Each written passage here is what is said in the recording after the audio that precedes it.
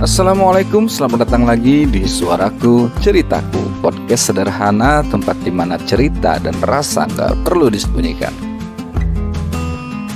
Sebelumnya gue mau minta maaf karena minggu kemarin hari Rabu gue gak bisa upload video karena ada kesibukan yang lain. Jadi gue gak sempat untuk merekam. Hari ini gue mau bahas satu topik yang mungkin relate banget buat banyak orang, yaitu people pleaser. Mereka yang hidupnya habis buat nyenengin orang lain. Ini adalah fenomena yang mau tidak mau sering kali tidak kita sadari. Gue sering ketemu orang yang selalu terlihat baik-baik aja, apapun yang diminta mereka selalu mengiyakan, selalu siap untuk membantu. Tapi di balik sikap ramahnya itu, ada seseorang yang diam-diam merasa lelah, merasa capek. Karena selalu mengorbankan dirinya demi bikin orang lain bahagia. Dan fenomena ini makin kelihatan sekarang, apalagi di era media sosial di mana kita diajarin buat tampil sempurna. Seakan-akan kalau kita nggak nyenengin orang lain, kita bakal ditinggal sendirian. Pertanyaannya adalah, kenapa banyak sekali people pleaser sekarang? Menurut beberapa survei psikologi modern, jumlah generasi muda yang mengaku takut mengecewakan orang lain meningkat hampir 2 kali lipat dalam 10 tahun terakhir. Artinya dari 2015 sampai sekarang 2025, fenomena ini bukan terjadi tanpa alasan. Ada beberapa faktor besar yang bikin banyak dari kita tumbuh jadi people pleaser. Dan itu tanpa disadari. Gua akan bahas yang pertama adalah budaya validasi sosial. Sekarang hidup kita banyak dihabiskan di depan layar. Dan media sosial bikin standar penerimaan jadi semakin tinggi. Kita diajarin kalau hidup yang layak itu harus penuh like, komentar positif, dan apresiasi dari orang lain. Setiap postingan yang sepi akan membuat kita merasa menjadi gagal. Setiap kritik yang kita terima membuat kita merasa bersalah.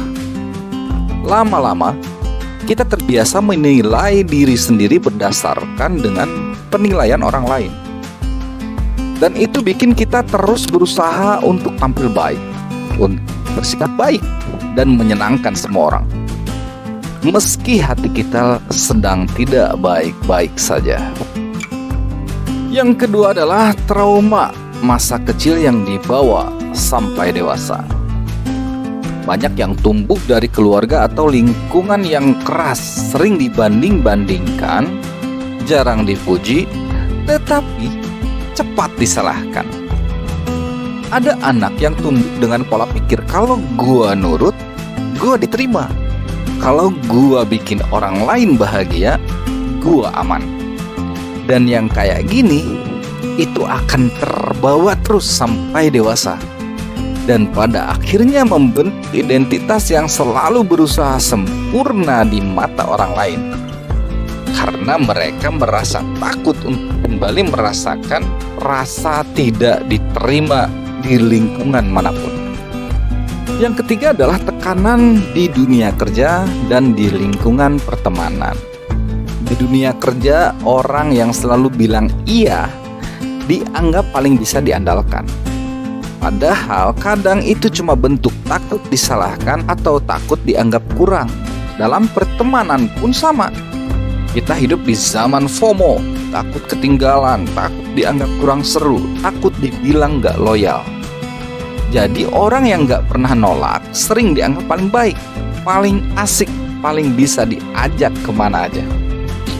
Tapi di balik itu semua, gak sedikit yang sebenarnya mereka melakukan itu karena terpaksa.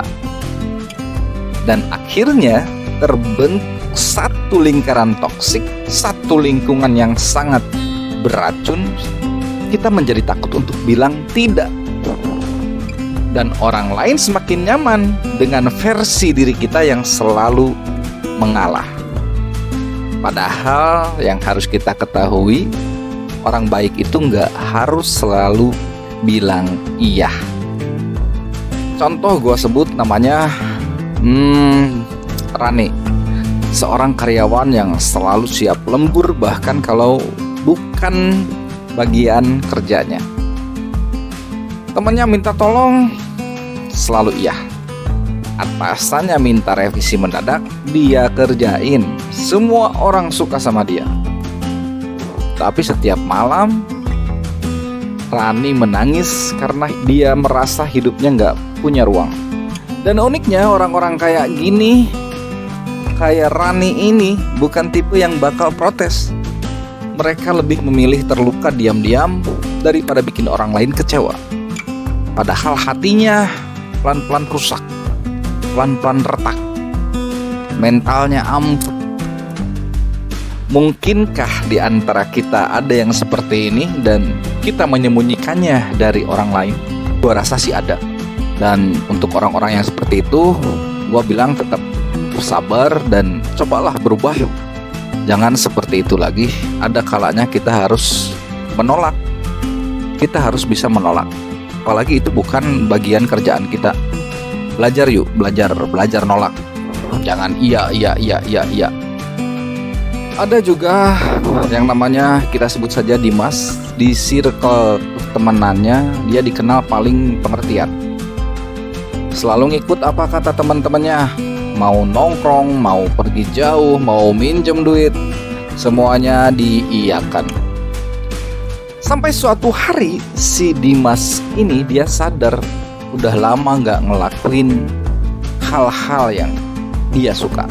Sampai dia ngeluh, capek sih gua selalu nurutin orang, tapi giliran gua butuh gak ada yang peduli. Itulah realita pahit people pleaser. Mereka baik ke semua orang, tapi gak semua orang akan baik ke mereka. Timbal baliknya tuh gak ada. Kecuali kalau lu memang ikhlas sih. Lu melakukan itu semua karena memang lu ikhlas, lu gak minta timbal baliknya. Tapi sampai kapan sih? Sampai bertahun-tahun atau sampai selamanya? Gua rasa sih nggak ada ya yang seperti itu.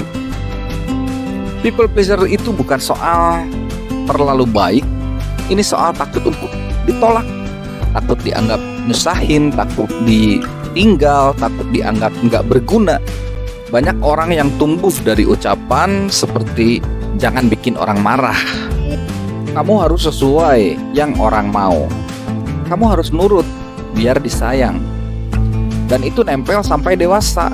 Sampai akhirnya kita sibuk jadi versi yang orang lain mau, bukan versi yang kita butuhin. Sampai suatu hari sebagian orang sadar kalau kita terus-terusan hidup buat orang lain, kapan kita hidup buat diri kita sendiri? Belajar bilang enggak, belajar bilang tidak, bukan berarti kita jahat. Menolak pun bukan berarti kita egois. Nolak permintaan orang itu bukan satu pengkhianatan. Itu bentuk sayang sama diri sendiri. Lu kalau lagi sibuk ngurusin orang tua, sibuk lagi beres-beres rumah, terus ada temen lu yang ngajak buat nongkrong, lu berhak untuk nolak. Lu gak perlu selalu bilang iya. Mulai deh pelan-pelan tanya ke diri lu sendiri, gua beneran mau atau cuman takut menolak? Coba deh lu kasih batasan.